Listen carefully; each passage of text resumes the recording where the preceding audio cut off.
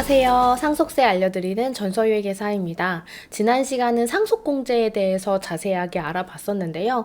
왜 자산 10억 원까지는 상속세가 나오지 않는다고 하는지 그 출처를 낱낱이 파헤쳐 보았습니다. 특히 상속인 중에서 배우자가 있다면 상속공제가 더 많이 되어서 상속세가 거의 나오지 않게 되었는데요. 이번 시간에는 이처럼 상속받은 자산 자체가 별로 많지 않아서 혹은 지난 시간에 다뤘던 상속공제가 많이 있어서 상속세가 나오지 않을 것 같을 때에 그렇다면 상속세를 신고하지 않아도 될까? 라는 생각하시는 분들이 있으실 것 같아서 해당 사례에 대해서 알아보려고 합니다. 보통 지방 단독주택이나 다가구 주택 한 채 정도를 상속받았을 경우에 해당 주택의 가액이 높지 않아서 상속공제를 차감을 하고 나면 상속세가 0원이기 때문에 상속세를 신고하지 않아도 된다고 생각하셔서 상속세 자체를 신고하지 않았다가 나중에 시간이 많이 흐르고 나서 이 주택을 처분해야 하는 경우가 종종 생기게 됩니다. 심지어는 이렇게 시간이 많이 흐르도록 해당 주택에 대해서 소유권 이전조차 하지 않는 경우들도 있는데요. 처분할 때에는 양도차익에 대한 양도소득세를 계산해서 납부를 해야 되는데요. 양도차익을 계산하기 위해서는 양도가액에서 취득가를 빼서 계산을 해줘야 됩니다.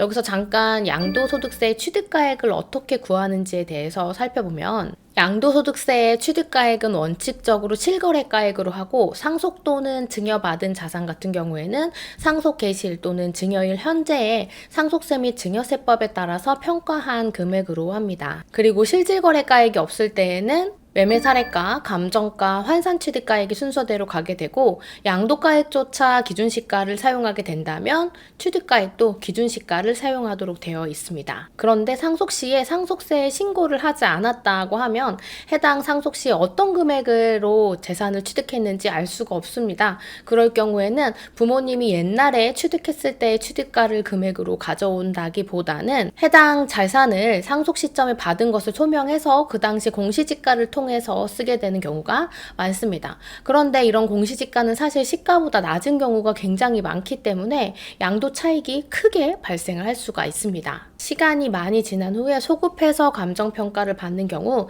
그 감정가액이 그때의 시가로 인정되기는 어려운 부분이 많아서 말씀드린 순서 중에서 보다 앞에서 말씀드렸던 감정평가를 소급해서 받는 것은 쉽지가 않습니다. 그래서 공제가 많거나 혹은 상속된 재산가액이 적어서 상속세가 발생되지 않는다고 하는 이 사례에 있어서도 주의할 점은 부동산 같은 경우에는 가격이 하락하기보다는 특히 시간이 많이 흐르는 경우 상승하는 경우가 많기 때문에 상속세가 발생하지 않는다고 하더라도 상속 당시에 감정평가를 해서 시가를 결정해놓고 상속세를 0원으로 신고를 해두면 재산 취득금액이 시가만큼 올라와 있기 때문에 양도차익을 줄일 수가 있습니다. 사실 감정평가 시에는 감정평가 수수료가 들어가고 또 이후에 양도세 계산 시에 이것은 필요경비로 인정이 되지 않지만 양도차익이 커지는 것보다는 훨씬 절세할 수 있는 방법이 됩니다. 감정평가로 해당 시가를 결정하는 방법은 둘 이상의 감정기관의 감정평가한 평균액을 감정가액으로 하게 되고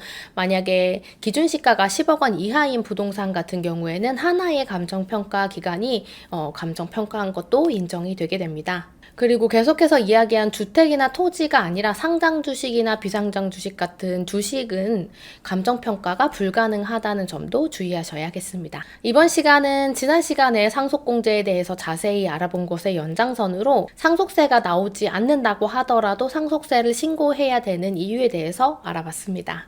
다음 시간에도 더 유익한 상속세 정보로 돌아오겠습니다. 지금까지 상속세 알려드리는 전서유익회사였습니다.